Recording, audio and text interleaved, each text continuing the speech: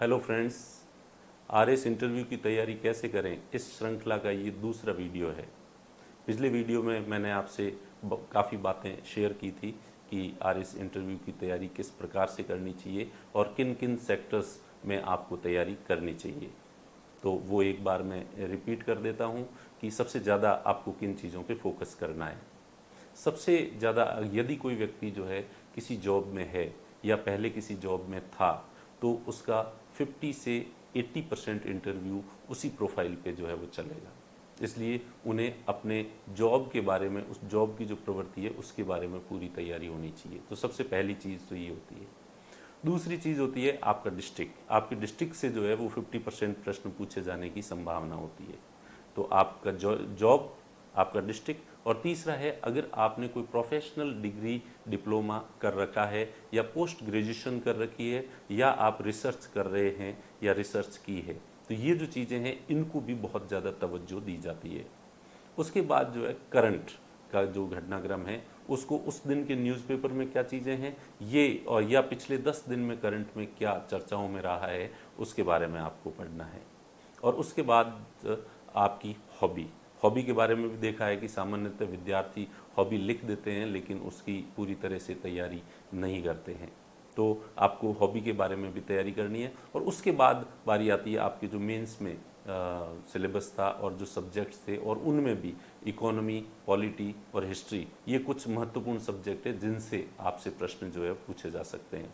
Girls candidate जो भी हैं उनका इंटरव्यू 50% संभावना है कि महिलाओं से रिलेटेड मुद्दों पर उनका इंटरव्यू जो है वो चलता है। तो ये मेन एरियाज हैं जिन्हें आपको कवर करना है। और इसके साथ ही राजस्थान की जो राजस्थान जी के है इसको ज़्यादा फोकस किया जाता है। इंडियन या इंटरनेशनल जो घटनाक्रम है उसकी तुलना में राजस्थान को महत्व ज़्यादा दिया जाता है। तो राजस्थान की ज्योग्राफी, राजस्थान की इकोनॉमी, राजस्थान की हिस्ट्री, और हिस्ट्री में भी पूरी हिस्ट्री अगर आप नहीं पढ़ें तो कम से कम मॉडर्न राजस्थान की हिस्ट्री जो है वो आपकी अच्छे से तैयार होनी चाहिए। तो ये बातें अपन ने पिछले वीडियो में भी कर दी थी, लेकिन ये कुछ महत्वपूर्ण बातें हैं इसलिए ये एक बार फिर से आपको रिपीट की है। आज की वीडियो में अपन देखेंगे कि इंटरव्यू के दौरान किन छोटी छोटी बातों का आपको ध्यान रखना चाहिए। तो इंटरव्यू के दौरान किन छोटी छोटी बातों का ध्यान रखना चाहिए। इसके बाद सामान्यतः कुछ सामान्य प्रश्न हैं जो सभी लोगों से पूछे जाते हैं और जिनके आंसर भी लगभग एक जैसे सही होते हैं।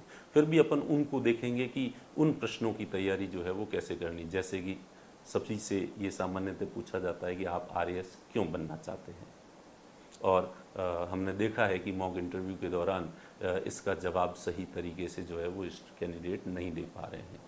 फिर आपसे पूछा जाता है, अगर आप प्राइवेट जॉब में हैं तो आपसे पूछा जाता है कि आप, जब आप इतनी अच्छी जगह हैं तो अब आप क्यों आना चाहते हैं सरकारी नौकरी में। तो हम थोड़ा आज ये देखेंगे कि सरकारी नौकरी और जो प्राइवेट जॉब होता है उसमें क्या फ़र्क होता है, आपको वहाँ पे किस तरह से दोनों का कंपैरिजन जो है वो करना है। इसी तरह से आपकी स्ट्रेंथ या आपकी जो मेरिट्स है उसके बारे में पूछा जाता है कि आप अपनी कोई 5 विशेषताएं बताइए या आप अपनी कोई 5 कमियां बताइए। तो ये चीज़ें भी जो है वो आपसे पूछी जाएगी। और इसके अलावा भी कुछ छोटे मोटे जो प्रश्न जो महत्वपूर्ण बनते हैं, किन किन कौन कौन से जो मुद्दे हैं जिनको किस तरह से आपको तैयार करना है, इन सब के बारे में जो है आज अपन बात करेंगे। तो शुरू करते हैं कि उन छोटी छोटी बातों का ध्यान रखना जो कि आपकी बॉडी लैंग्वेज में, आपके फिजिकल अपीयरेंस में जो है वो काम आती है। तो शुरुआत करें कि आपको जो एंटर होना है तो उस समय एंटर कैसे होना है। आप बाहर बैठे होंगे, दरवाजे के बाहर आपको पहले से बैठा दिया जाएगा अंदर बुलाने से पहले, और वहाँ एक पियोन बैठा होगा और अंदर से बेल बजेगी, तब पियोन दरवाज़ा खोल के और आपको अंदर जाने के लिए कहेगा। तो आप कमरे में प्रवेश करने से पहले ही बाहर से हल्का सा एक कदम आगे बढ़ा के और मे आई कम इन सर, जो कि सामान्यतः सभी लोग कहते हैं, तो आप इसका ध्यान रखेंगे ही। मे आई कम इन सर कहने के बाद जब वो कहें कि आप आ जाएं अंदर, तब आप अंदर प्रवेश करें। तो अंदर प्रवेश करते ही सामान्यतः हमने देखा है कि लोग दरवाजे को यूं ही छोड़ देते हैं और हाथ हिलाते हुए से इंटरव्यू बोर्ड के ऊपर जाके खड़े हो जाते हैं, बोर्ड के पास में ही खड़े हो जाते हैं। तो वैसे भी दूर तो आपको खड़ा होना ही है, और इस समय तो कोरोना वायरस है और सोशल डिस्टेंसिंग की बात चल रही है, इसलिए आप इंटरव्यू बोर्ड से दूर ही खड़े रहें तो ये ज़्यादा ठीक रहेगा। तो इसमें आपको क्या ध्यान रखना है, एक तो दरवाज़ा बंद है, यदि हालांकि पियोन होता है और उसी का काम होता है दरवाज़ा खोलना और दरवाज़ा बंद करना, तो वो कर देता है, लेकिन फिर भी आपको उसको यूँ ही नहीं छोड़ना है, आपको भी हल्की सी एक औपचारिकता करनी है कि आप दरवाज़ा बंद कर रहे हैं, और उसके बाद हाथ हिलाते हुए आपको नहीं चलना है, उसके बाद हाथों को शरीर से चिपकाए हुए, ठीक है, और चिपकाए हुए भी एग्जैक्टली बहुत ज़्यादा ऐसे स्ट्रिक्ट फौजियों या पुलिस की तरह जो है वो चिपका के नहीं चलना है, पर नॉर्मली एक कर्टसी के नाते जो है सामान्यतः हाथ हिलने नहीं चाहिए ज़्यादा। ऐसा नहीं लगना चाहिए कि आप लापरवाही के अंदाज में जो है वो रूम में प्रवेश कर रहे हैं।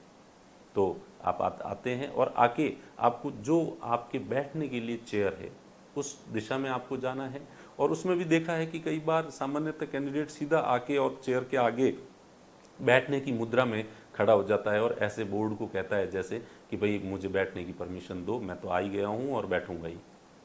आपको ऐसा नहीं करना है, आपको जाके और चेयर के पीछे की तरफ खड़ा होना है या चेयर के साइड में खड़ा होना है और बोर्ड का अभिवादन करना है।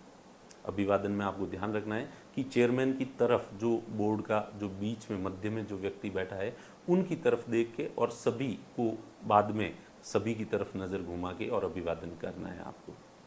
इस बात का आपको ध्यान रखना है। अभिवादन न तो बहुत ऊंचे लाउडली होना चाहिए और न बहुत धीमी आवाज़ में जो है वो होना चाहिए। अभिवादन में आप गुड मॉर्निंग, गुड आफ्टरनून जो है वो कह सकते हैं, या नमस्ते भी कह सकते हैं। उस पर आपको जो भी शूट करता है, आप नेचुरल लगता है वो चीज़ जो है वो बोलें। और जब आपको बैठने के लिए कहा जाए तभी आपको बैठना है। और बैठने के बाद जो है सामान्यतः देखा गया है कि कुछ विद्यार्थी सहारा लेके और आराम से बैठ जाते हैं लापरवाही के अंदाज में।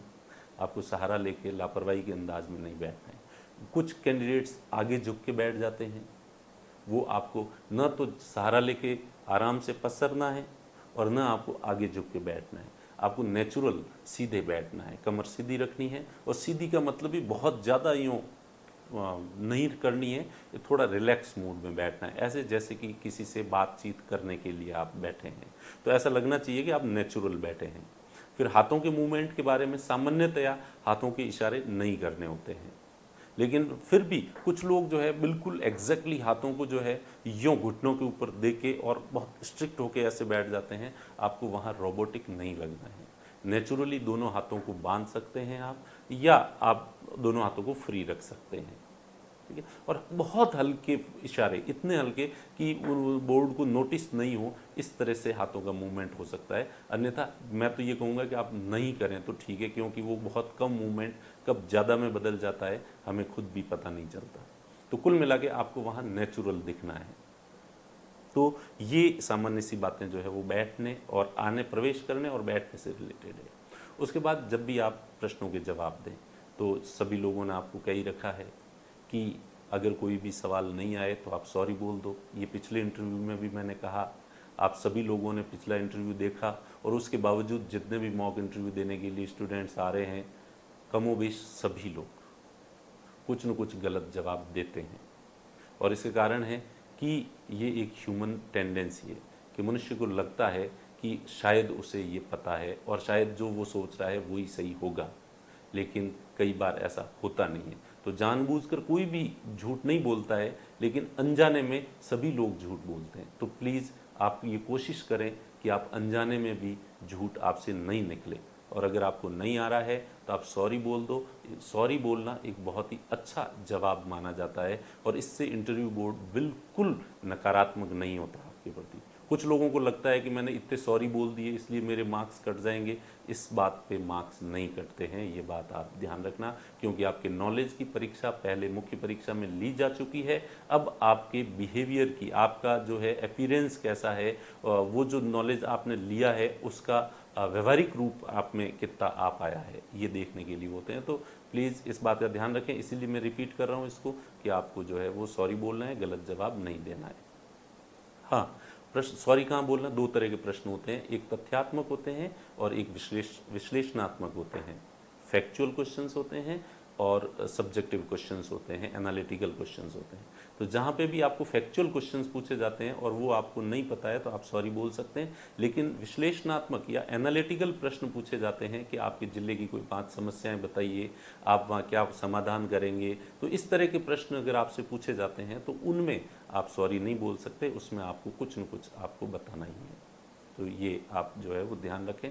और उसके बाद जवाब देते समय ये देखा गया है कि कुछ लोग जो है वो प्रश्न पूरा नहीं होता है उससे पहले ही जवाब शुरू कर देते हैं, जल्दबाजी दिखाते हैं, जो कि बहुत ही गलत इंप्रेशन छोड़ता है आपके बारे में। इसलिए जल्दी से जो है वो आपको जवाब नहीं देना है। जवाब देने से पहले 3 या 4 सेकंड का आप पॉज ले सकते हैं। उससे ये मैसेज जाता है इंटरव्यू बोर्ड को कि आप जल्दबाजी में कोई काम नहीं करते, किसी भी बात पे आप सोच विचार के जो है जवाब देते हैं। और 2 या 3 सेकंड का पॉज लेते हैं तो इस दौरान आप ये अच्छे से सोच लेते हैं अपने जवाब को कि वास्तव में वो आपको आ रहा है या नहीं आ रहा है। और हमने ये देखा है कि जो भी व्यक्ति थोड़ा सा पॉज लेके और जवाब देता है उसके गलत जवाब देने की संभावना कम होती है, और जो तुरंत जवाब देता है उसमें ज़्यादातर जो है लोग तुक्के लगा देते हैं। तो ये ध्यान रखें कि एकदम से जवाब नहीं देना है और जो है वो थोड़ा सा पॉज लेना है, लेकिन पॉज थोड़ा सा ही होना चाहिए। ऐसा भी पॉज नहीं, अटल बिहारी वाजपेयी जी की तरह भी पॉज नहीं लेना है कि इंटरव्यू बोर्ड को नींद ही आने लग जाए। तो उसके बाद जो है ये कुछ चीज़ें थी जिनका आपको जो है वो ध्यान रखना है। और भी कई ऐसी छोटी छोटी बातें हैं जो आप कमेंट बॉक्स में लिखें, ताकि किन किन चीज़ों का ध्यान रखना है आप कमेंट बॉक्स में लिखें, तो अगले वीडियो में जो है उनके बारे में भी आपको जो है वो जवाब देने की कोशिश जो है वो करेंगे। अब अपन देखते हैं आज ये वीडियो की जो मेन बात है जिसके लिए ये लिया गया है। सबसे पहला जो है वो आपका ज्वलंत या सबसे ज़्यादा क्रिटिकल या सबसे ज़्यादा टफ जो माना जाने वाला जो प्रश्न होता है वो होता है कि आप आरएएस क्यों बनना चाहते हैं, जो कि हम हर मॉक इंटरव्यू में हर बार हर कैंडिडेट से पूछते हैं, भले वो दूसरी तीसरी चौथी पांचवी बार इंटरव्यू देने के लिए आ रहे हैं। तो ये प्रश्न हमारा हमेशा रिपीट होता है। ये इसलिए रिपीट होता है क्योंकि ये प्रश्न वहाँ पे भी आपसे पूछा जाएगा। इसका जवाब सीधा सा है, सभी को पता है, बस देने का तरीका सबका अलग होता है। किसी का तरीका प्रभावित करता है इंटरव्यू बोर्ड को और किसी का तरीका इंटरव्यू बोर्ड को प्रभावित नहीं करता है।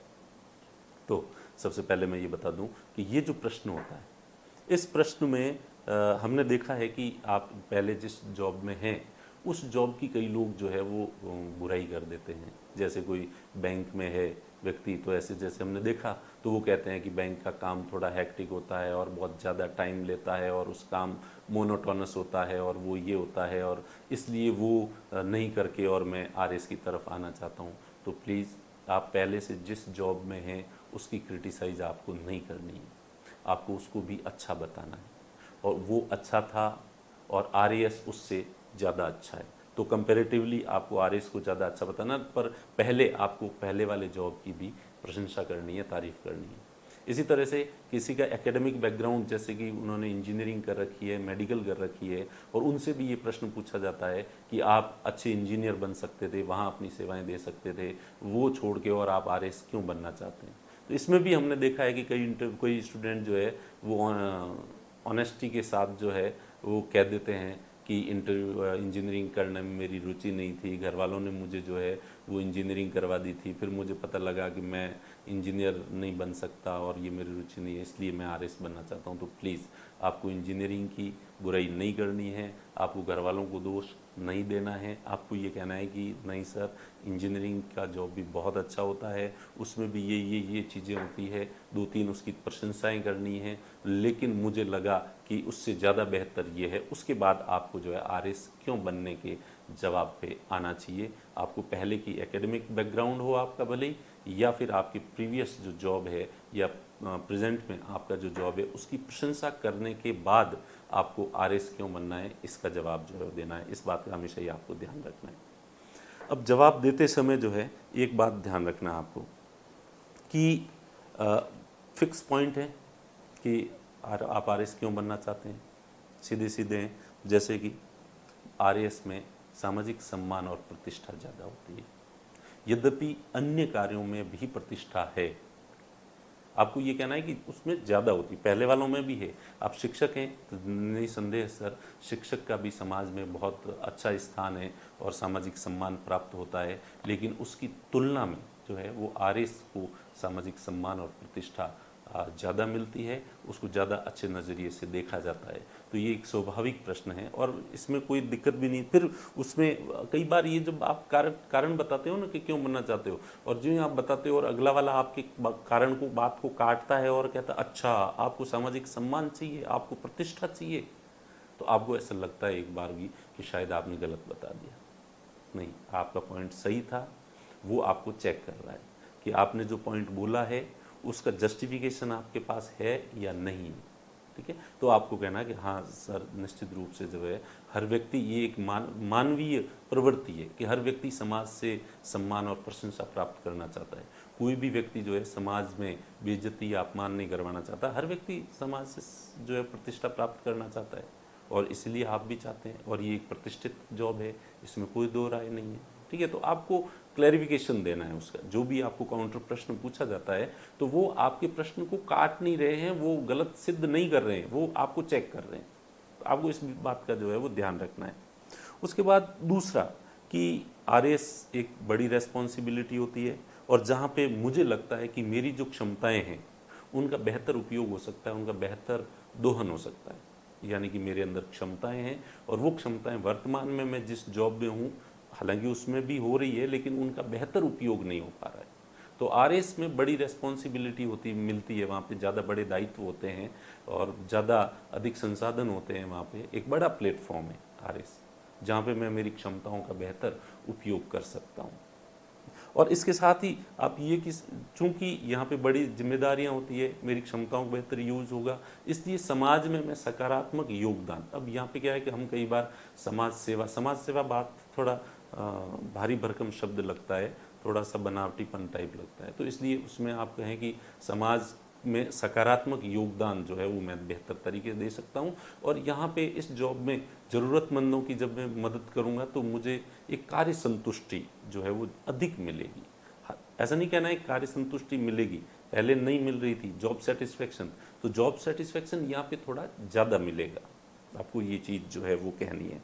तो अब यहाँ पे वो पूछेंगे अच्छा यहाँ पे कार्य संतुष्टि मिलेगी और ज़रूरतमंदों की जो है आप मदद करेंगे, बताइए आरएस के क्या काम होते हैं। तो आपको जो है वो आरएस के कार्यों के बारे में भी थोड़ा सा पता होना चाहिए, ताकि आप बता सकें कि आरएस का काम क्या होता है। ठीक है, तो आरएस का काम वैसे मुख्यतया जो है राजस्व वसूली का काम होता था पहले के ज़माने में, लेकिन आजकल रेवेन्यू कलेक्शन का काम तो इतना महत्वपूर्ण नहीं रहा है। तो इसलिए वर्तमान में जो है वो उपखंड अधिकारी लगाया जाता है, और वहाँ पे लॉ एंड ऑर्डर को मेंटेन करना। तो जब वो लॉ एंड ऑर्डर को मेंटेन करता है तो उस समय वो मजिस्ट्रेट कहलाता है उस रूप में। और उसके अतिरिक्त जो है उपखंड के अंदर जो बुनियादी सुविधाएं, बिजली है, पानी है, शिक्षा है, स्वास्थ्य है, ये नियमित रूप से सही तरीके से चल रही हैं या नहीं चल रही है, इसका जो है वो ध्यान रखना होता है। और भी सरकार के द्वारा गरीबों के वेलफेयर के लिए, बुजुर्गों के वेलफेयर के लिए, महिलाओं के कल्याण के लिए जो भी योजनाएं वगैरह होती है तो उनको किस तरीके से क्रियान्वित किया जाता है। तो उपखंड के अंदर जो सरकारी विभाग काम करते हैं, जितने भी कार्यालय होते हैं, उन कार्यालयों के ऊपर निगरानी रखना और उनका बेहतर निष्पादन जो है वो कैसे किया जाए, ये उपखंड अधिकारी के काम होते हैं। तो इस तरह से आपको थोड़ा और इसके बारे में आप पढ़ लें तो आपको ये पता होना चाहिए। इसलिए वो आपसे ये पूछेंगे जब भी आप कहेंगे कि भाई मैं बेहतर योगदान दूंगा और समाज के लिए कुछ जो है वो कंट्रीब्यूट करूंगा, तो इस तरह के प्रश्न जो है पूछे जा सकते हैं। उसके बाद जो है पब्लिक डीलिंग, इसमें पब्लिक के साथ डीलिंग होती है। बाकी सामान्यतः जो काम होते हैं उसमें पब्लिक के साथ डीलिंग नहीं होती है। तो पब्लिक डीलिंग होती है तो व्यक्ति सामाजिक प्राणी है और समाज के बीच रहना चाहता है, और समाज के बीच रह के जो काम किए जाते हैं तो उसमें वो ज़्यादा सेटिस्फेक्शन उसको मिलता है अलग थलग रह के कोई काम करने की बजाय। तो इसमें पब्लिक डीलिंग जो है वो होती है। फिर जॉब डाइवर्सिटी, कार्य विविधता, तो इस काम में विविधता है। विविधता कैसे? आपको कभी हेल्थ डिपार्टमेंट में भी लगाया जा सकता है, आपको कभी एजुकेशन डिपार्टमेंट में लगाया जाएगा, आपको कभी ट्रांसपोर्टेशन डिपार्टमेंट में लगाया जाएगा, आपको जो है वो एसडीएम लगाया जाता है। तो एसडीएम को सब तरह के कार्यों को देखना होता है, जैसे कि अपन ने सब अभी थोड़ी देर पहले देखा। तो जो है इसमें डाइवर्सिटी है। जबकि हम दूसरा जो काम होता है, शिक्षक है तो उसकी लाइफ मोनोटोनस होती है, ज़िंदगी भर एक ही वो की वो चीज़ें पढ़ानी होती है। इंजीनियर होता है तो उसको सुबह से शाम, डॉक्टर होता है तो वो रोज़ाना सुबह शाम आ करो, कल क्या खाया था, इस तरह के सवाल पूछो, स्टेथोस्कोप यहाँ रखना करना। तो वो बाकी वाले जो जॉब होते हैं थोड़े मोनोटोनस होते हैं, जबकि आरएस का जो काम है वो थोड़ी विविधताओं से युक्त होता है। और उसके बाद ये चुनौतीपूर्ण है, चैलेंजिंग है। इस जॉब में रोज़ाना नए चैलेंज आते हैं। एक शिक्षक के लिए रोज़ाना इतने चैलेंज नहीं आते, इंजीनियर के लिए नहीं आते, रोज़ नई नई समस्याएं नहीं आती, क्योंकि एक ही तरह का काम करना पड़ता है और फिर भी जो भी आती है वो बहुत कम होती है। जबकि ये एक चैलेंजिंग जॉब होता है। चैलेंजिंग कैसे होता है? एक तो बहुत जॉब डाइवर्सिटी है इसमें, दूसरा मीडिया का दबाव रहता है हमेशा ही, तीसरा समाज की इतनी सारी समस्याएं हैं तो उनका समाधान करना होता है। सरकारी संसाधन सीमित होते हैं, कई बार समय पे सरकार की मदद नहीं भी मिलती है तो आपको कैसे चीज़ों को, सिचुएशन को हैंडल करना है। कई बार जनता के अंदर असंतोष उत्पन्न हो जाता है, आंदोलन खड़े हो गए हैं, उनको किस तरह से कंट्रोल करना है। तो ये एक तरह से चैलेंजिंग जॉब जो है वो दूसरे जॉब्स की बजाय ये चैलेंजिंग जो है वो है, चुनौतीपूर्ण है। तो ये कारण है जिस वजह से आप आरएएस बनना चाहते हैं। तो एक बार वापस रिपीट करूं, वैसे तो आप पेन और पेपर लेके बैठेंगे और बीच बीच में इस वीडियो को पॉज करके और सारी चीज़ें लिख लेंगे। तो एक बार वापस रिपीट करता हूं, पहले वाली जॉब की बुराई नहीं करनी है, उसकी प्रशंसा करनी है और प्रशंसा करते हुए फिर आरएएस की प्रशंसा करनी है। या अपनी एजुकेशनल बैकग्राउंड है उसकी भी प्रशंसा करनी है और उसके बाद आरएएस की प्रशंसा उससे ज़्यादा करनी है। आप क्यों बनना चाहते हो? सामाजिक सम्मान और प्रतिष्ठा है इसमें बड़ी जिम्मेदारियां मिलती है, इसलिए क्षमताओं का बेहतर उपयोग हो सकता है, समाज के लिए सकारात्मक योगदान जो है वो दे सकते हैं, जनता के साथ सीधा संपर्क होता है, कार्य विविधता है, जॉब डाइवर्सिटी है और ये चैलेंजिंग है, चुनौतीपूर्ण है। तो इन सब कारणों की वजह से मैं आरएएस बनना चाहता हूँ। फिर स्वाभाविक है आपसे प्रश्न पूछा जाएगा कि ये सब तो आरएएस में ही होता है, अगर आप आरपीएस बन गए, आप अगर कमर्शियल टैक्स में चले गए तो वहाँ तो ये चीज़ें नहीं होगी, तो वहाँ पे विविधता नहीं होगी, लेकिन बाकी वाली चीज़ें उसमें भी होगी। तो एक चीज़ नहीं होगी लेकिन वो भी। पर सर कोई भी व्यक्ति जो आरएएस का फॉर्म भरते हैं तो हम आरएएस बनने के लिए भरते हैं, और आपने भी पूछा था कि आरएएस क्यों बनना चाहते हैं। विनम्रता के साथ बोलना है आपको कि ये चीज़ें, उन्होंने पूछा भी आपसे ये था कि आरएएस क्यों बनना चाहते हैं और इसीलिए उसका जवाब दिया था आपने। अब अगर वो पूछेंगे कि आरपीएस क्यों बनना चाहते हैं तो उसका जवाब अलग होगा, और उसमें भी ये डाइवर्सिटी नहीं होगी, लेकिन बाकी वाली सारी चीज़ें जो है वो उसमें भी लागू हो जाती है। तो ये है सबसे बड़ा। तो मैं उम्मीद करूँगा अभी जो आपको यही पॉइंट बोलने हैं अपने शब्दों में बोलने हैं। एक तो ये ध्यान रखें, एज इट इज़ हूबहू जैसे मैंने बताया है वैसे के वैसे आपको नहीं बोलने हैं, आपको अपने नए शब्द देके बात का सार तत्व यही है। और उसके बाद जो भी क्रॉस क्वेश्चन पूछा जाता है उस क्रॉस क्वेश्चन को आप कैसे हैंडल करते हैं, आपको जवाब देना आना चाहिए। ऐसा नहीं कि आप जो है सरेंडर कर जाएं। कई बार कोई क्रॉस क्वेश्चन वो पूछते हैं और वो आपको चेक करने के लिए पूछते हैं, और उसमें आप उसको जस्टिफाई कर पाते हैं या नहीं कर पाते हैं, और कई बार स्टूडेंट नहीं कर पाते हैं। जैसे एक पॉलिटिकल साइंस का स्टूडेंट आया और उससे पूछा कि भाई तुम्हारा फेवरेट थिंकर कौन है वेस्टर्न थिंकर में, उसने अरस्तु बताया। तो मैंने उससे प्रश्न पूछा, अच्छा अरस्तु तुम्हारा फेवरेट है? तो मैंने उससे प्रश्न पूछा कि अरस्तु के लोकतंत्र के बारे में क्या विचार है। चूँकि अरस्तु लोकतंत्र का समर्थक नहीं था, अरस्तु दास प्रथा का समर्थक था, यानी वो मानता था कि दास प्रथा होनी चाहिए। अरस्तु महिलाओं को जो है वो बराबरी का दर्जा देने का समर्थक नहीं था, उन्हें अपूर्ण पुरुष कहता है। तो मैंने कहा लो, अरस्तु के विचार तो ऐसे महिलाओं के प्रति ऐसे विचार हैं, दासों के प्रति ऐसे विचार हैं, लोकतंत्र के प्रति ऐसे विचार हैं, फिर अरस्तु आपका फेवरेट कैसे हो सकता है?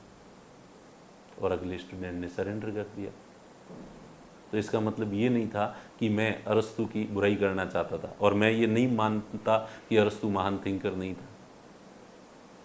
अब उसका जवाब उसको देना चाहिए था, उसको जवाब देना चाहिए था कि दास प्रथा का विरोध, लोकतंत्र की अवधारणा, विमेन एम्पावरमेंट, ये आधुनिक संकल्पनाएं हैं, आधुनिक धारणाएं हैं, और हम किसी भी प्राचीन काल के व्यक्ति या मध्यकालीन व्यक्ति को आधुनिक मानदंडों के आधार पर हम उसका मूल्यांकन नहीं कर सकते।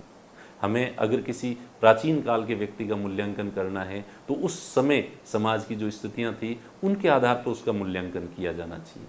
अगर वर्तमान मूल्यों को देखकर हम ऐतिहासिक जो महापुरुष हैं उनमें से किसी का भी मूल्यांकन करेंगे तो शायद कोई भी उन पे खरा नहीं उतरेगा, क्योंकि समय जो कालखंड जिसमें वो जन्मे हैं, बड़े हुए हैं, उस कालखंड की अपनी कुछ विशेषताएं, बाधाएं होती है, सीमाएं होती है, और वो लोग उनको पार नहीं कर पाते हैं। जैसे कि कबीरदास जी हैं, तो वो इतने महान संत हुए हैं, वो धार्मिक क्षेत्र में उन्होंने धार्मिक रूढ़ियों कुरीतियों का इतना विरोध किया है, लेकिन महिलाओं के एम्पावरमेंट के लिए, महिलाओं के वेलफेयर के लिए उन्होंने उस स्तर पर कार्य नहीं किया। तो क्या हम कबीरदास जी के जो मूल्य हैं या उनका जो योगदान, उनको नकार थोड़ी सकते हैं? तो कुल मिला के उस स्टूडेंट को जो है वो अपनी बात का बचाव करना आना चाहिए। तो इंटरव्यू बोर्ड इसीलिए क्रॉस क्वेश्चन आपसे पूछता है, ताकि आप जो बात कह रहे हो उसका बचाव आप कर सकते हो या नहीं कर सकते हो, तो आपको ये ध्यान रखना है। इसलिए इसके जितने भी सप्लीमेंट्री क्वेश्चंस बनते हैं, ये जो भी आप जवाब देंगे, उनको भी आपको साथ में तैयार करना होगा। और अगर इसमें कोई दिक्कत आए तो आप पूछ सकते हैं, हमारे से कांटेक्ट कर सकते हैं, इंस्टीट्यूट आते ही हैं आप, तो वहाँ पे आप जो है हमसे संपर्क करके उनका समाधान कर सकते हैं। उसके बाद आपसे दूसरा जो है कि सामान्यतः जो प्राइवेट जॉब में जा सकते हो आप, या प्राइवेट जॉब में हो तो सरकारी नौकरी में क्यों आना चाहते हो, तो ये भी कंपैरिजन जो है कई बार पूछा जाता है। तो इसमें आपको जो जवाब देना है वो कहना है कि सर प्राइवेट कंपनी का जो जॉब होता है उसमें जनता से लाभ कमाने के लिए होता है, कि जनता से हम ज़्यादा से ज़्यादा कैसे लाभ कमा सकते हैं, उसका उद्देश्य ये होता है। जबकि सरकार का उद्देश्य होता है जनता को कैसे लाभ पहुंचाया जाए। तो दोनों में बेसिक फ़र्क ये होता है। दूसरा, निजी कंपनी में जब जॉब करते हैं तो ऐसा लगता है कि हम एक कंपनी के या उस कंपनी के जो मालिक हैं हम उनके सेवक हैं, जबकि ये एडमिनिस्ट्रेशन में अगर आप आते हैं तो ऐसा लगता है कि आप जनता के सेवक हैं। तो आपको जो है वो अच्छी फील जो है वो आती है। सरकारी नौकरी में अगर आप रहते हैं तो आपको लगता है कि आप समाज में रहकर उसी के लिए कुछ कर रहे हैं, समाज के लिए कुछ कर रहे हैं। जबकि निजी कंपनी में आप जॉब करते हैं तो आपको ऐसा लगता है जैसे आप जीवन यापन करने के लिए जॉब कर रहे हैं। और उसके बाद निश्चितता अनिश्चितता है ये कि सरकारी नौकरी में निश्चितता होती है, जबकि निजी जो जॉब होते हैं उसमें अनिश्चितता की तलवार हमेशा लटकती रहती है। लेकिन ये थोड़ा वैसा है कि भाई इसको थोड़ा लाइटली बोलना है, और इसके भी जस्टिफिकेशन आपके पास जो होने चाहिए। इस पर भी बहुत सारे क्रॉस क्वेश्चंस जो है वो बनेंगे। तो ये एक बार ये फ़र्क हो गया कि सरकारी नौकरी और निजी नौकरी में जो है वो क्या फ़र्क होता है। उसके बाद आता है प्रश्न कि आप अपनी विशेषताएं बताइए। देखिए, आज अपन जितनी भी टॉपिक पे बात कर रहे हैं वो सारे के सारे जो टॉपिक हैं वो सब्जेक्टिव है, आत्मनिष्ठ है। ये जो मैं जो कह रहा हूँ ज़रूरी नहीं है कि ये सही है। आपको बहुत सारे यही वीडियो देखने वाले 2 लोग, मेरी आलोचना करने वाले भी आपको मिल जाएंगे, और होने भी चाहिए और स्वाभाविक भी है, क्योंकि मैं कोई अपने आप में भगवान तो हूँ नहीं कि जो मैंने कह दिया वही मेरा वचन ही मेरा शासन है, ऐसा तो मैं कह नहीं सकता। ये मेरे विचार हैं, मैंने अपनी सीमित बुद्धि से जितना सोचा है उस सोच के और उसका कंक्लूजन निकाल के आपको बता रहा हूँ। तो संभव है कि ये मेरी सोच है, हो सकता है कि किसी दूसरे व्यक्ति की सोच अलग हो, और हो सकता है कि जो आप ये बोलोगे इंटरव्यू बोर्ड में बैठे व्यक्ति को ये पसंद नहीं आए। तो इसलिए मैं जो भी कह रहा हूँ उसमें 100% सही होने की कोई बात नहीं कह रहा हूँ, और कोई बात सब्जेक्टिव जो बात होती है वो कभी भी 100% सही हो भी नहीं सकती। इसलिए ये मेरे विचार हैं। आपको अगर सही लगे, इनमें से जो जो सही लगे उन्हें आप अपना लें, और जो सही नहीं लगे उनको जो है आपके पास ये काल्पनिक डस्टबिन पड़ा है, और दिमाग से निकाल के उस काल्पनिक डस्टबिन में डाल दें।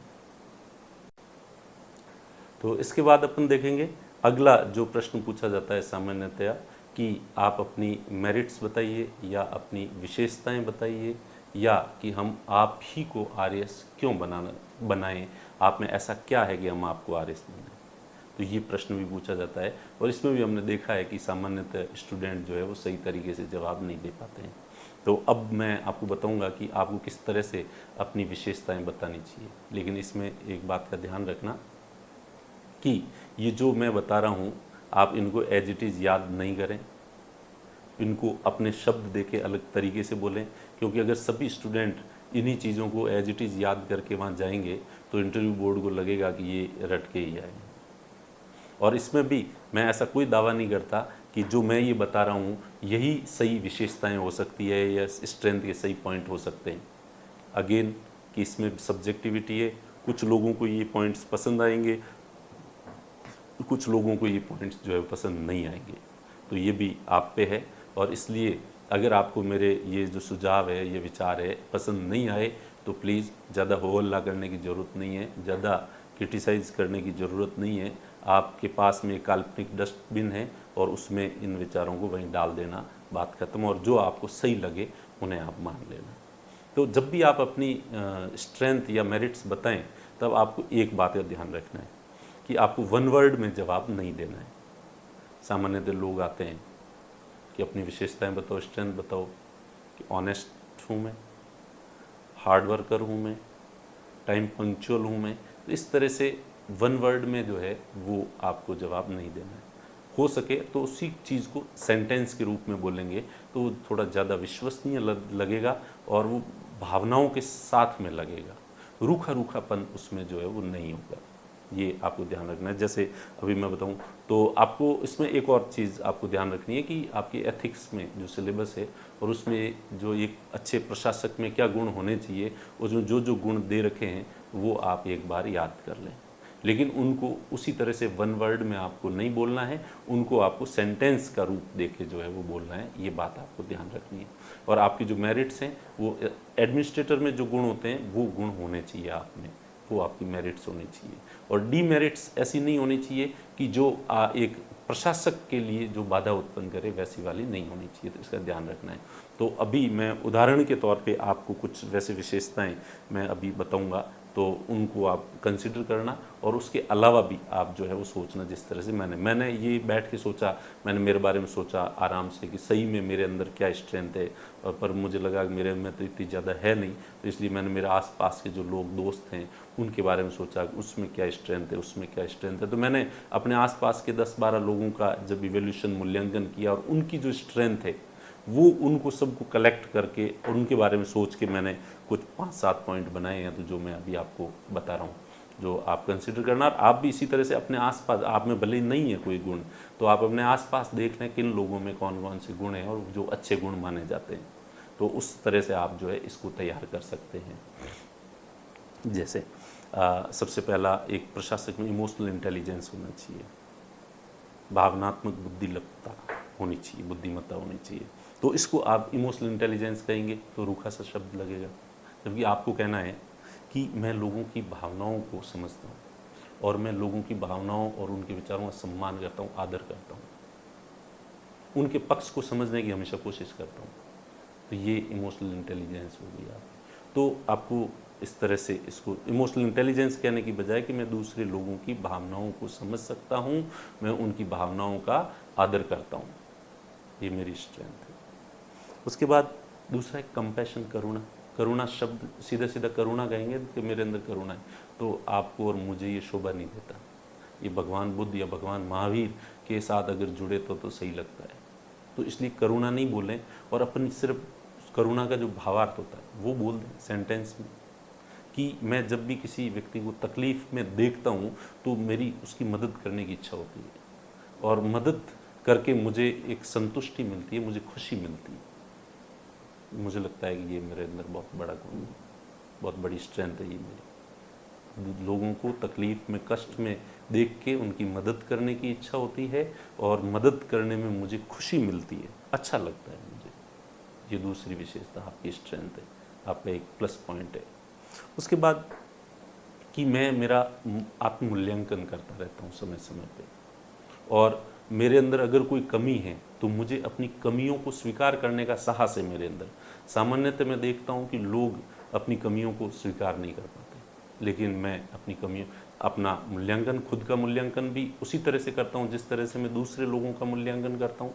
और मूल्यांकन करने के बाद मैं मेरी कमियों को स्वीकार करता हूँ, क्योंकि मेरा ये मानना है कि जब तक अपन अपनी कमियों को स्वीकार नहीं करेंगे तब तक अपन अपनी कमियों को दूर नहीं कर सकते। तो इसलिए मैं अपनी कमियों को जो है स्वीकार करके और उनको समय समय पर दूर करने की पूरी कोशिश जो है वो करता हूँ। इसके बाद फिर अगला है कि मैं किसी भी व्यक्ति के बारे में तुरंत विचार नहीं बनाता या जजमेंटल नहीं होता। एक दो उदाहरण से मैं किसी व्यक्ति को जो है वो व्यक्ति के बारे में निष्कर्ष नहीं निकालता। मैं आराम से और भी उसके बारे में ज़्यादा सूचनाएं एकत्रित करता हूं और सभी पहलुओं के बारे में सोचने के बाद मैं किसी के प्रति अपने विचार बनाता हूं। ये नहीं कि भाई देखा आदमी, एक घटना देखी, एक न्यूज़ देखी न्यूज़पेपर में और उसी से मैंने किसी व्यक्ति के प्रति जो है अपने विचार बना लिए। मैं ऐसा नहीं करता हूँ। मैं आराम से सभी तरह की सूचनाएं एकत्रित करके और उसके बाद जो है, तो ये ऑब्जेक्टिविटी होती है कि आप एकदम से जो है वो किसी के बारे में विचार बना लें। तो ये एक जो है विशेषता हो सकती है। इसी से मिलती जुलती है कि मैं पूर्वाग्रहों से ग्रसित नहीं रहता। अगेन वही ऑब्जेक्टिविटी वाला गुण, मैं पूर्वाग्रहों से ग्रसित नहीं रहता। मैं किसी भी घटना का, किसी भी व्यक्ति का या किसी भी विचारधारा का, किसी भी संगठन का कोई मूल्यांकन करता हूँ तो मैं सबसे पहले सारी सूचनाएं एकत्रित करता हूँ और उसके बाद मैं किसी कंक्लूजन पे पहुँचता हूँ। ऐसा नहीं कि मैं मेरे पूर्वाग्रहों को मुझ पर हावी नहीं होने देता। ये स्ट्रेंथ है। उसके बाद मैं कमिटमेंट, सामान्यतः मैं ज़्यादा कमिटमेंट करता नहीं हूँ, पर कहीं कहीं जब मुझे लगता है कि यहाँ पे मुझे कमिटमेंट करना चाहिए और वो कमिटमेंट करता हूँ तो उसके बाद उस कमिटमेंट को जो है वो पूरा करने की हर संभव कोशिश करता हूँ। तो पहले तो मैं देखता हूँ कि भाई क्या ये कमिटमेंट मैं पूरा कर सकता हूँ, तभी कमिटमेंट करता हूँ और उसके बाद मैं कोशिश करता हूँ। ऐसा नहीं कहना है कि मैं पूरा करता ही, उसमें थोड़ा कई बार चीज़ें ऐसी होती है कि कोशिश करने के बाद भी नहीं होती, तो कि मैं हर संभव अपने कमिटमेंट को पूरा करने की कोशिश करता हूँ। वैसे तो मैं बचता हूँ कि भाई जो मुझसे नहीं हो सकता वैसा कमिटमेंट जो है वो मैं नहीं करूँ। उसके बाद मैं जब भी कोई काम करता हूँ तो तत्काल रिजल्ट प्राप्त करने की कोशिश नहीं करता कि मेरा परिणाम अभी का अभी चाहिए। तो आप नॉर्मली पेशेंस कह सकते हैं, तो पेशेंस बोलेंगे तो। और लास्ट में जब मैं तत्काल किसी चीज़ का रिजल्ट प्राप्त करने की कोशिश नहीं करता, मैं धैर्य के साथ लगातार प्रयास करता रहता हूँ, इसमें मैं विश्वास करता हूँ। तो जो धैर्य वाला गुण है वो आ गया, लेकिन पूरे सेंटेंस के साथ आया है तो वो आपके भावनाओं के साथ में जो है वो संप्रेषित हुआ है, तो वो थोड़ा प्रभाव अधिक जो है वो डालता है। फिर अगला है कि मेरी अगर कोई आलोचना करता है तो मैं उसमें गुस्सा नहीं करता और आलोचनाओं को मैं सकारात्मक रूप से लेता हूँ, पॉजिटिव रूप से लेता हूँ। और रहीमदास जी का दुआ याद रहता है, निंदक नियर राखिए आंगन कटी चौर। तो यानी कि मुझे ये लगता है कि जो मेरी आलोचनाएं कर रहे हैं निश्चित रूप से उसमें कुछ न कुछ सच्चाई होगी, तो अगर मैं उसको पॉजिटिव तरीके से लूँगा तो भविष्य में मेरी वो आलोचनाएं जो है वो नहीं होगी। तो मेरी आलोचना करने वाले व्यक्ति पर मैं गुस्सा नहीं करता हूँ, बल्कि इसको सकारात्मक रूप से जो है वो लेता हूँ। फिर अगला कि मुझे लगता है कि मुझे अच्छे और बुरे व्यक्ति की परख है, मैं पहचान सकता हूँ। हालांकि मैं तत्काल नहीं पहचान पाता हूँ, लेकिन मैं तत्काल तो मैं अच्छे या बुरे का टैग किसी पे लगाता भी नहीं हूँ अपनी तरफ से और किसी के बारे में जजमेंटल होता ही नहीं हूँ।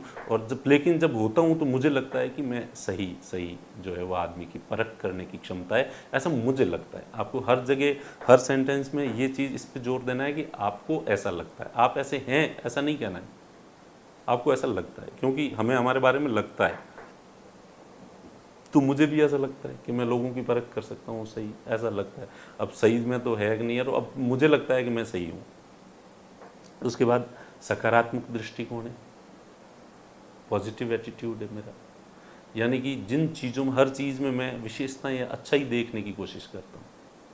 जैसे कि खलील जिब्रान का वो कोटेशन आपको याद ही होगा कि मैंने वाचाल को देखकर मौन सीखा, अधर्मी को देखकर धर्म सीखा, निर्दयी को देखकर दया सीखी, लेकिन अफसोस कि मैं मेरे इन गुरुओं के प्रति कितना एहसान फरामोश हूँ कि मैं इनसे नफरत करता हूँ। ठीक है, तो यानी कि यहाँ पे खलील जिब्रान इतना पॉजिटिव एटीट्यूड का व्यक्ति है कि वो वाचाल में भी एक विशेषता देखता है कि वो हमारा गुरु है और उसने हमें मौन का महत्व सिखाया। एक निर्दयी व्यक्ति भी एक महीने में तो हमारा गुरु है कि उसने इतने निर्दयी काम किए, इसलिए हमारे अंदर दया उत्पन्न हुई। तो दया, तो इस तरह से एक सकारात्मक जो दृष्टिकोण होता है वो व्यक्ति में होना चाहिए। तो आप ये कहें कि भाई मेरा दृष्टिकोण सकारात्मक है और मैं हर चीज़ में अच्छा ही देखने की कोशिश करता हूँ पहले में। हालांकि मैं मूल्यांकन करना भी जानता हूँ, बुराइयों को भी देखता हूँ, लेकिन बुराइयों के साथ साथ अगर किसी व्यक्ति में कोई अच्छाई है तो मैं उसको भी देखता हूँ और उसे ग्रहण करने की कोशिश करता हूँ। उसके बाद आप कह सकते हैं कि मैं मध्यम मार्ग में विश्वास करता हूँ, अतिवादिता में विश्वास नहीं करता। आजकल दुनिया में एक्सट्रीमिज्म बहुत फैल रहा है, तो मैं मध्यम मार्ग में विश्वास करता हूँ। तो क्योंकि मध्यम मार्ग ही हमेशा सबसे सही रहता है।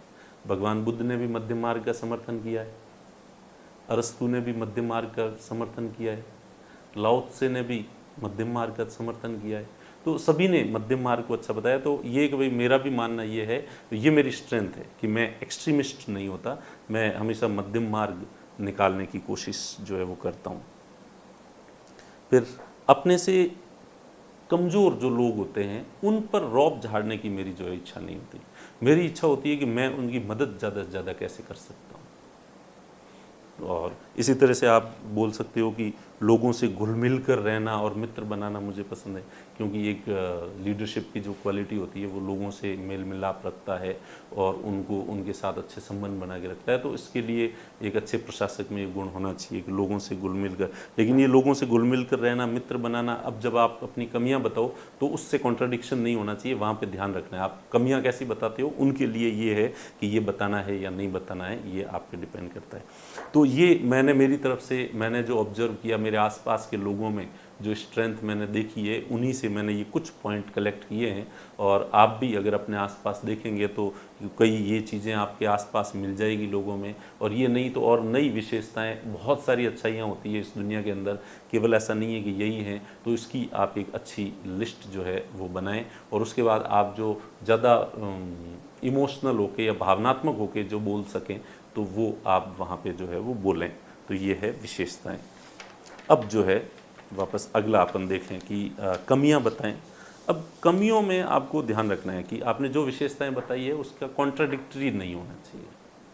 और कमियों में सामान्यतः सबसे ज़्यादा जो फेमस है कि मैं बहुत भावुक हूँ, इमोशनल हूँ। ठीक है, तो भावुक होना, अगर आप भावुक हैं तो भावुकता इमोशनल इंटेलिजेंस लेवल की है तो वो आपका प्लस पॉइंट हो गया।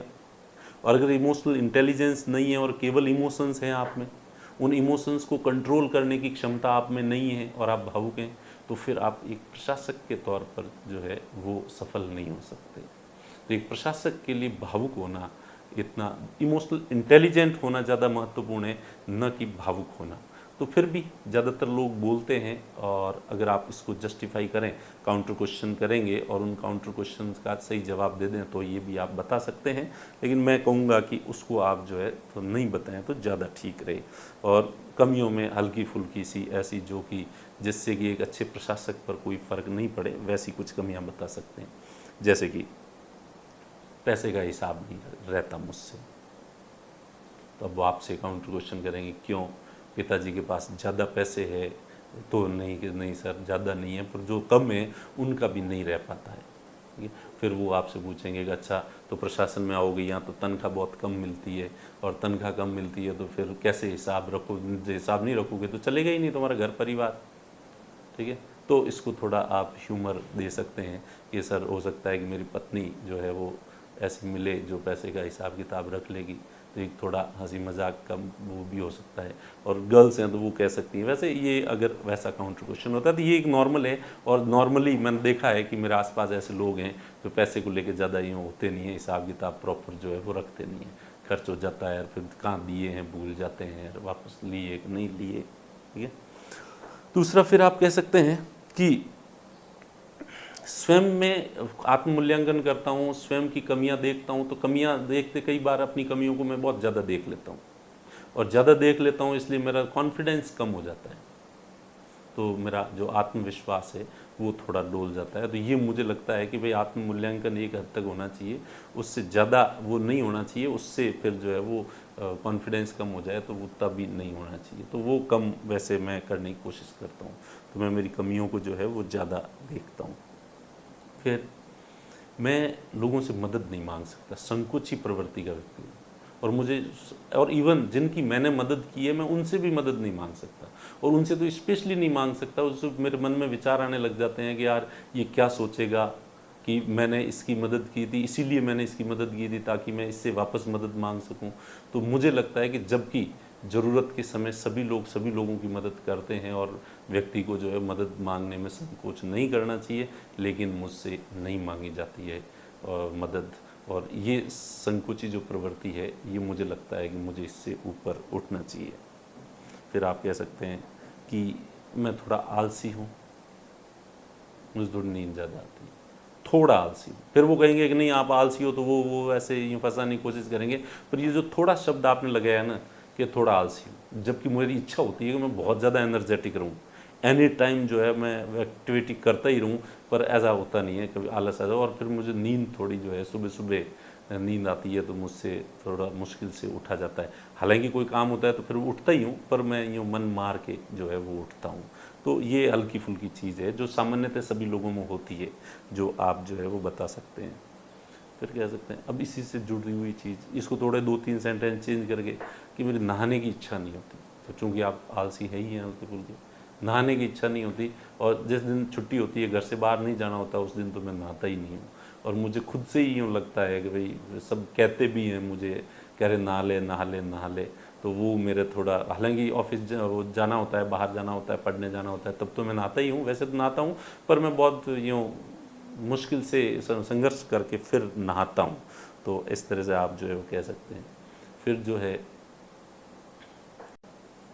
हाँ, तो कि थोड़ा आलसी हूँ और जो है वो नींद थोड़ी ज़्यादा आती है।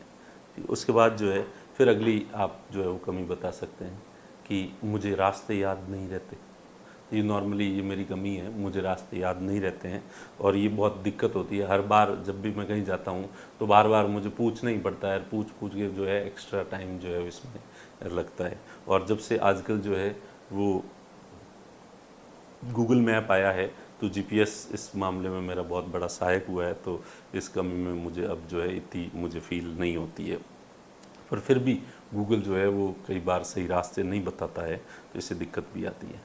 इसी तरह से आप बता सकते हैं कि जैसे कि भाई इंग्लिश थोड़ी कमज़ोर है वर्तमान के समय में। जो इंग्लिश ग्लोबल लैंग्वेज बन चुकी है और हर क्षेत्र में इसकी जो है वो आवश्यकता रहती है, तो मुझे लगता है कि मेरी इंग्लिश बहुत अच्छी होनी चाहिए। तो लेकिन मेरी इंग्लिश जो है इतनी अच्छी नहीं है। आप ऐसे भी कह सकते हैं, या आप ऐसे कह सकते हैं कि इंग्लिश में पढ़ तो सकता हूँ, समझ सकता हूँ, लेकिन बोलने में मेरी फ्लुएंसी नहीं है। तो मुझे लगता है कि ये एक कमी है मुझ में, जो कि दूर होनी चाहिए। और मैं कोशिश कर रहा हूँ लगातार कि मैं जो है वो अच्छी इंग्लिश बोलूँ और इंग्लिश का नॉलेज ज़्यादा लूँ, क्योंकि आजकल जो है इंग्लिश में जो है वो बहुत ज़्यादा लिटरेचर भी इंग्लिश में खूब ज़्यादा अवेलेबल है।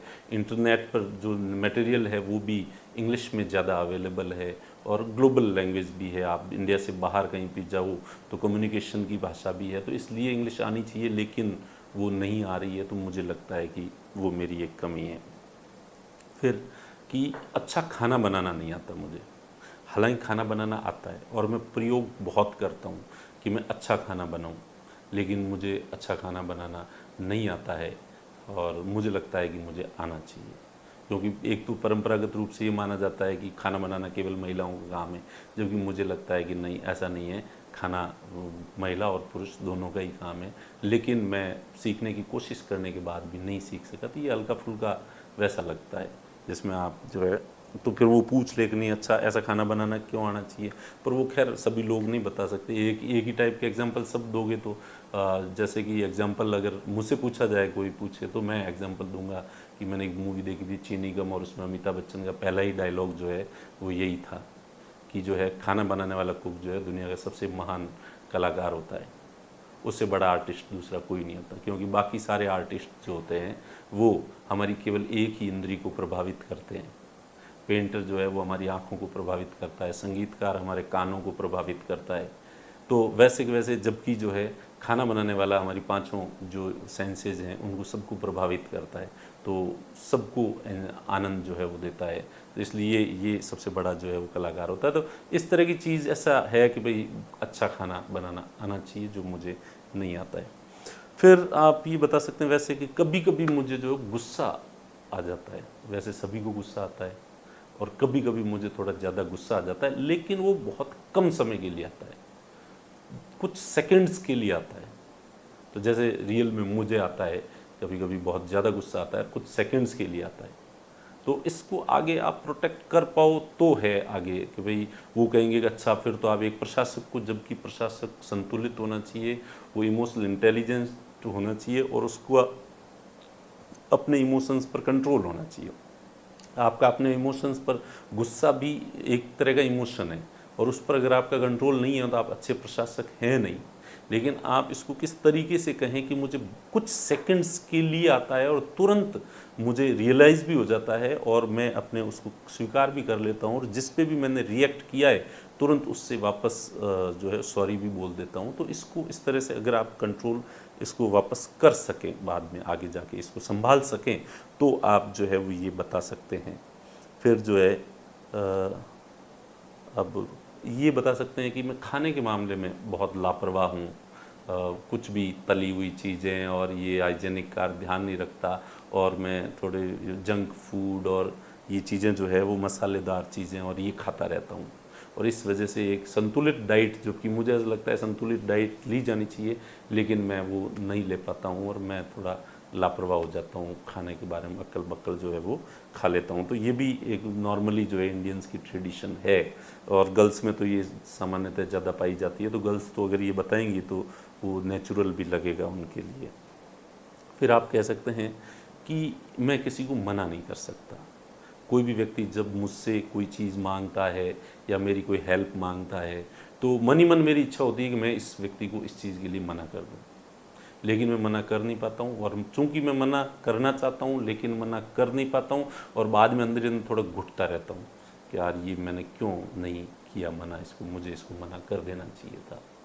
तो इस तरह से ये कुछ जो मैंने सोची है, जो मैंने मेरे अंदर सोची है, अगेन मेरे आसपास के लोगों में क्या क्या कमियां हैं, तो ऐसे ये इस तरह की नॉर्मल जो है वो आप लोग भी खूब सोच सकते हैं अपने आसपास। जब भी आपको देखिए, हम क्या है कि बड़े बेईमान हैं, हम जो है हमारी कमियां खुद देख नहीं पाते हैं, तो इसलिए पर हम छिद्रान्वेषी हैं, दूसरों की कमियां देख सकते हैं। तो जब भी आपको कमियां देखनी, आप आज बैठें पेपर लेके और आपके आसपास जितने भी लोग हैं उनमें क्या क्या कमियां हैं वो उसकी लिस्ट बना लें और फिर उसमें लगेगा हल्की फुल्की जो भी कमी है उसको जो है वो आप अपनी कमियों में जो है लिख लें। तो कम से कम 5 मेरिट्स और 5 डीमेरिट्स जो है वो आपको पता होनी चाहिए, ऐसा मेरा मानना है। तो ये चीज़ें जो है वो आप बता सकते हैं। ठीक है, ये मेरे सुझाव है, ज़रूरी नहीं है कि जो मैं कह रहा हूँ वो सही है। मुझे ऐसा लगता है कि आप इस तरह से कुछ ऐसा सोचें कि जो है वो इस तरह से। इसके अलावा आपको जो कुछ चीज़ों के बारे में बेसिक्स जो है वो आपको ध्यान रखना है, वो ये है कि एक गांधी जी हमारे राष्ट्रपिता हैं और गांधी जी के बारे में ले दे के आपको जो है प्रश्न कुछ न कुछ पूछा जाने की संभावना रहती है। तो आप गांधी जी को तो जो है सभी लोग पॉलिटिकल साइंस के हैं वो तो पढ़े ही पढ़ें और बाकी लोग भी जो है वो गांधी जी को थोड़ा ढंग से पढ़ के जो है वो जाएँ। ठीक है, गांधी जी के बारे में, गांधी जी के पॉलिटिकल जो राजनीतिक विचार क्या हैं, वो प्रबुद्ध अराजकतावादी थे। ठीक है, फिर जो है वो पार्टी लेस डेमोक्रेसी में विश्वास करते थे, डिसेंट्रलाइजेशन में विश्वास करते थे और राज्य को एक जो है वो, चूंकि ये हिंसा पर आधारित है, हिंसा का सहारा लेता है राज्य, इसलिए वो मानते थे कि राज्य नहीं होना चाहिए। और जो राम राज्य की संकल्पना है उसमें वो मानते हैं कि उस समय राज्य की आवश्यकता होगी भी नहीं। तो ये एक न्यासधारिता का सिद्धांत उनका और साधन साध्य सिद्धांत, सर्वोदय, अहिंसा, सत्य और उनकी आत्मकथा से जुड़ी कुछ बातें जो है वो आपको पता होनी चाहिए गांधी जी के बारे में। तो प्लीज़ ये थोड़ा सा ज़रूर पढ़ें गांधी जी के बारे में। उसके बाद जो है महिलाएं, गर्ल्स के लिए जो है, गर्ल्स का जो इंटरव्यू चलेगा, तो जैसे कि मैंने शुरू में भी कहा था, तो उनसे महिलाओं से रिलेटेड 50% चांस है कि उनसे महिलाओं से रिलेटेड जितने भी इश्यूज़ हैं उनके बारे में उनसे प्रश्न जो है वो पूछा जाएगा। ठीक है, लेकिन सही बात यह है कि गर्ल्स अभी आती हैं और उनको गर्ल्स के बारे में तो कुछ ही पता नहीं होता। तो राजनीति में महिलाओं की हिस्सेदारी कितनी होनी चाहिए, और अभी वर्तमान में जैसे कि राजनीति में महिलाओं की हिस्सेदारी कितनी है, विमेन एम्पावरमेंट जो है वो क्या स्थिति है, ये आंदोलन कहाँ से शुरू हुआ था, महिला सशक्तिकरण का आंदोलन, इसके बारे में पता होना चाहिए। महिला सशक्तिकरण को जो है वो मापने के लिए, देखने के लिए कोई इंडेक्स है, जैसे कि gender inequality index, gender development index, gender empowerment measure जो ह्यूमन डेवलपमेंट रिपोर्ट में आते हैं, इनके क्या पैरामीटर्स हैं ये आपको जो है वो पता होना चाहिए। महिला रिजर्वेशन, महिलाओं के लिए जो विधायिका में आरक्षण का जो बिल है वो पारित क्यों नहीं हो पा रहा है, उसके क्या कारण हैं, आपकी कौन सी आदर्श महिलाएं हैं जिनसे आपने प्रेरणा ली है। तो आदर्श महिलाओं में आप जो राजस्थान की महिलाएं हो और हिस्टोरिकल भी हो तो वो भी आप उसके बारे में विचार जो है वो कर सकते हैं। उसके बाद ऐसे कौन से सुधारक हुए हैं जिन्होंने महिलाओं के लिए जो काम किए हैं, ईश्वर चंद्र विद्यासागर, दयानंद सरस्वती, डी.के. कर्वे, पंडिता रमाबाई, तो इनमें से ये जो हैं जिन्होंने महिलाओं के लिए काम किए हैं इनके पता होना चाहिए। और विश्व स्तर पर सिमोन द बहुआर जिनकी बुक है द सेकंड सेक्स, उसके बारे में भी महिलाओं को बिल्कुल, गर्ल्स को जो है पता नहीं होता है, तो वो आपको ध्यान रखना चाहिए। महिलाओं के प्रोटेक्शन के लिए या उनके हितों की रक्षा के लिए कौन कौन से कानून जो है वो बनाए गए हैं, उत्तराधिकार अधिनियम, दहेज विरोधी, डोमेस्टिक वायलेंस एक्ट, ठीक है, तो ये चीज़ें आपको जो है वो पता होनी चाहिए। विशाखा गाइडलाइन जो दी है सुप्रीम कोर्ट ने वो आपको जो है वो पता होनी चाहिए। महिलाओं के लिए अभी केंद्र सरकार की कौन कौन सी योजनाएं हैं, राज्य सरकार की कौन सी योजनाएं हैं, जेंडर बजटिंग क्या होता है, तो ये चीज़ें आपको जो है वो पता होनी चाहिए। और यूरोप के देशों में जो है वो महिलाओं को मताधिकार कब कब मिला है, तो ये गर्ल्स से रिलेटेड जो है ये चीज़ें पता होनी चाहिए, आपको ये देखना है। उसके बाद अब न्यूज़पेपर के बारे में पिछली दफ़ा मैंने कहा था और हमने मॉक इंटरव्यूज़ में ये नोटिस किया है कि मॉक देने के लिए लोग आते हैं, न्यूज़पेपर पढ़ के ही नहीं आते। हम कहते हैं आज का पढ़ा, हाँ पढ़ा, न्यूज़ बताओ, न्यूज़ याद नहीं रहती, चलो कल वाले बता दो, वो याद नहीं रहती। फिर हम ऑप्शन देते हैं 15 दिन की, पिछले 15 दिन की कोई न्यूज़ बता दो, महत्वपूर्ण 5 न्यूज़, उस समय याद नहीं आती। इसलिए लोगों को लगता है कि याद तो है उस समय नहीं आती, तो याद है उस समय नहीं आती मतलब ये है कि बहुत अच्छे से याद नहीं है। इसलिए प्लीज़ इसको थोड़ा अच्छे से याद करें और एक पेज पे लिख लें। और उसके बाद चलिए न्यूज़ तो हो गया, उसके बाद जो है ये चीज़ देखनी है आपको कि जो न्यूज़ है वो केवल न्यूज़पेपर में जितनी आई है उतनी नहीं पढ़नी है आपको। अभी जैसे इन दिनों जो है जीडीपी में जो है वो जीडीपी ग्रोथ रेट माइनस में चली गई है और ये जीडीपी की ग्रोथ रेट जो ट्रेड तक चलेगी, आपकी इंटरव्यू तक, पूरे साल ही लॉकडाउन की वजह से ये माइनस में ही जानी है और ये हमेशा चर्चा में रहेगी और आगे तो बहुत ज़्यादा रहेगी। तो आपने अखबार में पढ़ लिया जीडीपी इतनी माइनस में गई है, इंटरव्यू देने के लिए गए, उन्होंने आपसे पूछ लिया जीडीपी क्या होती है, डेफिनेशन बताओ, जीएनपी क्या होती है, जीडीपी और जीएनपी में क्या फ़र्क होता है, नेशनल इनकम किसे कहते हैं। तो आपको ये देखना है कि जो न्यूज़पेपर में न्यूज़ आती है तुरंत प्रभाव से आपके सिलेबस का कोई टॉपिक है तो सिलेबस के नोट्स उठाओ मेंस के और पूरा चैप्टर पढ़ के जाओ। अभी था कि इस बार जो ये मानसून सत्र शुरू हुआ संसद का, इसमें प्रश्नकाल नहीं होगा, तो स्टूडेंट केवल प्रश्नकाल पढ़ के आ गया, प्रश्नकाल नहीं होगा सर।